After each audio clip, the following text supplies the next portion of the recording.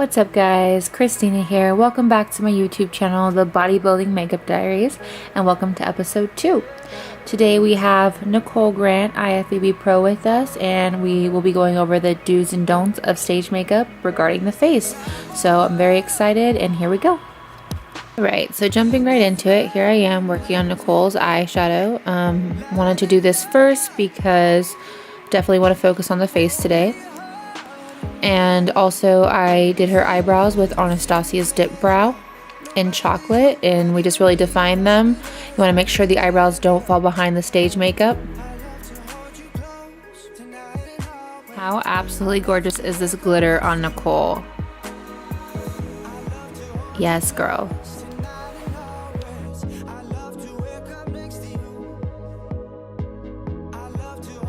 Okay, now jumping straight into the don't side of this makeup tutorial, here I am putting a solid color foundation on Nicole, meaning I did no mixing of 2 or more colors. Be sure to imagine that she's had her second coat of tan, and at this point, with this foundation color, I would be matching the color to the tan way too closely.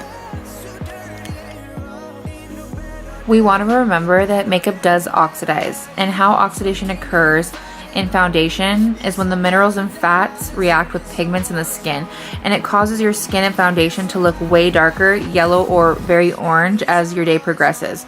And you know, as a bodybuilder, you're going to be there all day, and there's no way you want your foundation to be dark as ever getting that trophy.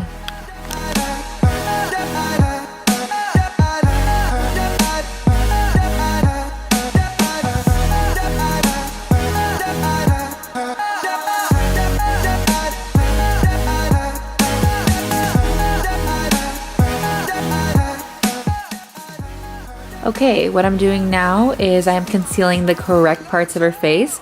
However, I am only using a concealer color that is 1 shade lighter than the foundation color that I did use on her skin. Now, what that's doing is it's not creating enough difference between the concealer and the foundation, and with the oxidation process, that concealer is going to sink into that foundation in no time, making it look like there's no highlighted areas, which can create a muddy look throughout the day. You have to remember that underneath all of this foundation that I put on Nicole is her regular skin color, and it's a lot lighter. So naturally the pigmentation in her skin is fighting with the pigmentation in the foundation. It's going to cause that foundation to soak the concealer up a lot more.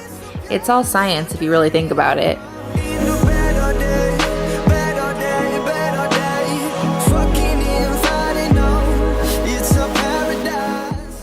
Alright, so as you can see, after blending in the concealer, there's not too much of a difference between the concealer and the foundation, which in a few minutes you're gonna see how bad it really gets. I always make sure to highlight underneath the cheekbone because you know when you're on prep, you do tend to lose a lot of fat in your face, and by highlighting underneath the cheekbone, you're creating the appearance that your cheeks are bigger and more full.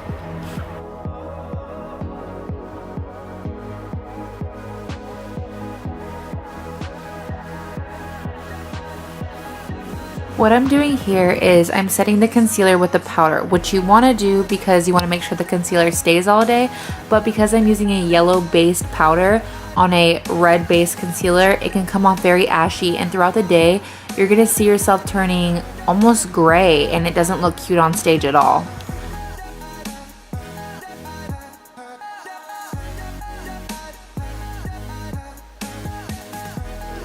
And then heading into where I start her contour, I'm using a cool toned bronzer, meaning it is more of a gray based, aka blue based bronzer. I know it's a lot to take in.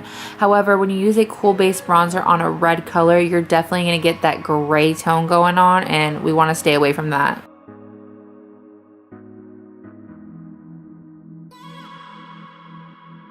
Headed straight into bronzing the cheeks. Now, with a dark foundation look, dark concealer, the last thing we want to really do is add just a darker bronzer to the skin. But here we go. And as you can see right here, I don't see where I put any highlight. Like, that's how much it's sunk into the skin already. And now here I am putting bronzer all over the face to set an already dark foundation. Now when setting the makeup, what you're doing is applying powder to a liquid or cream, and that is what's going to make it stay all day. However, why put a dark color on top of a dark color? We already know about oxidation at this point, so wrong.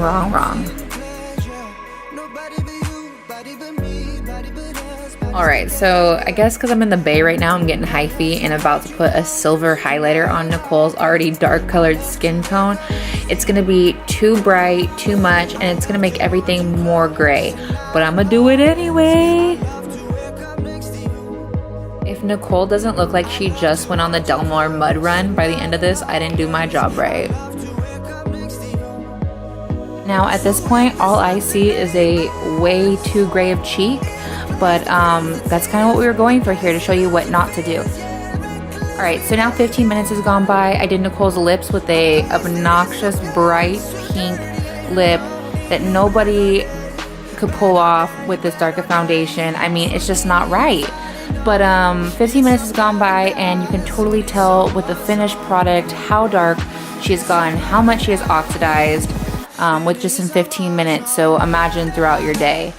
This look is a total fail. Everything blends in way too much and not enough all at the same time. So let's give this look a big thumbs down. Okay, let's give this one more shot. Makeup wiped off. Let's go ahead and do this the correct way. Alright, so what I'm doing now is I'm putting a completely different foundation color on Nicole's skin. Now, the way that I pick out foundation color for stage makeup really depends on my client's natural skin tone. My main goal is to create longevity with the makeup, so I want you to have the longest wear of the makeup with it still looking good. Now, in order to do that, if you're very light skinned, I will add a darker foundation into the mix, but when you have a darker skin base, I'm really going to go on the lighter side and I'll make sure that your natural pigments don't fight with the pigments in the foundation, giving you the longest wear possible.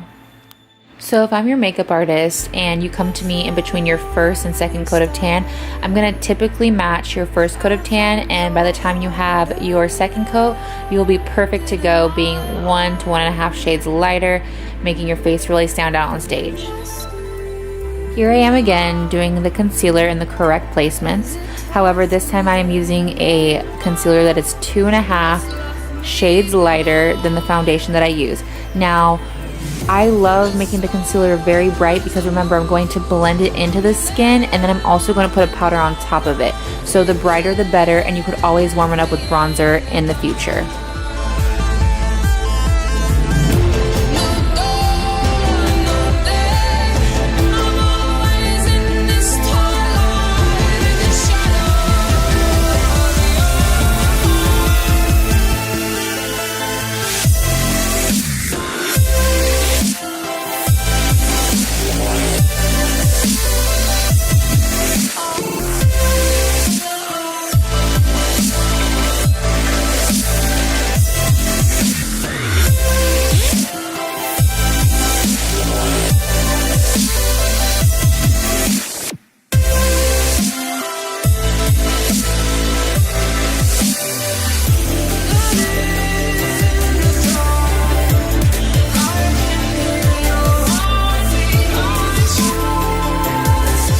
So now that everything's lighter, we are more than able to use a yellow based powder to set the concealer, which I'm excited about because it's real pretty. Go ahead and look at this.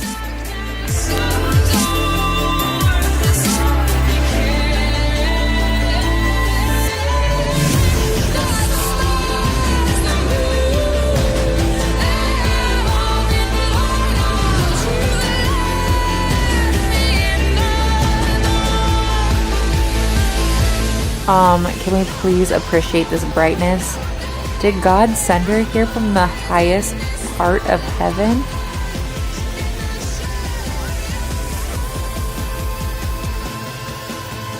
Now that everything's lighter altogether, I am more than welcome to use a cooler tone bronzer to start her contour. Remember, a contour is supposed to be like a shadow, and you've never seen a warm shadow, so it's better to use cool bronzers and then to warm it up later.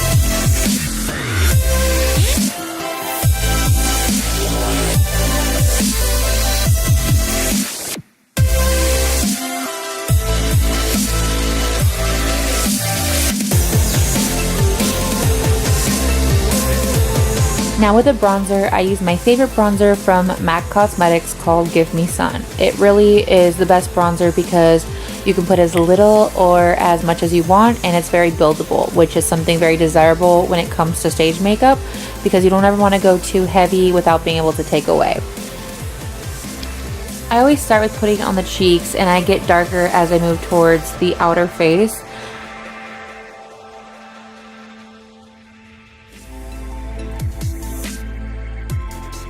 Boom, look at that. Now with this blush here, it is a warmer tone blush. As you can see, the gold flecks inside of the pink. When using a blush, you want to make sure it is warm tone for stage, not making your face more silver, remember? But yes, putting blush on, you want to start at the apples of the cheeks and move it backwards very gradually. Oh, here I am bitching to Nicole about how no one should be using beauty blenders on clients because it's gross.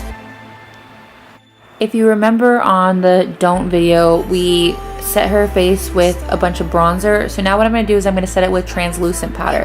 This particular translucent powder makes the skin look absolutely beautiful, but it's very fast acting, and if you don't get it off the skin fast enough, you will have a light mark that's very hard to blend out. So you can see me like buffing right away.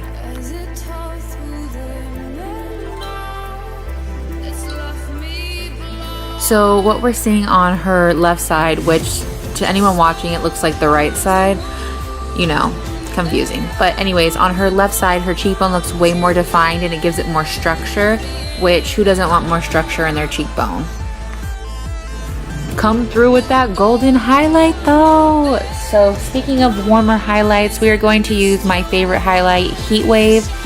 It's absolutely amazing. Unfortunately, it is a limited edition, and unfortunately, again, not for sale anymore. However, I'm going to put this on Nicole, and then I'm going to re-bronze it up to give it even more warmth, making her the most beautiful highlighted angel in the land. And now we're going to put on a more neutral toned lipstick rather than that pink whatever it was god-awful lipstick. However, you can see I am doing her lipstick with a applicator, very sanitary, wink wink. And I love lining any kind of neutral lipstick with a little bit of a darker lip liner. And it just makes for a really good lip that doesn't fall behind on stage or isn't too loud on stage. And there you have it, guys. Here's Nicole's correct look for the face. I hope you guys enjoyed the video. If you guys have any questions, feel free to email me or direct message me on my Instagram. Until next time, guys, thanks for watching.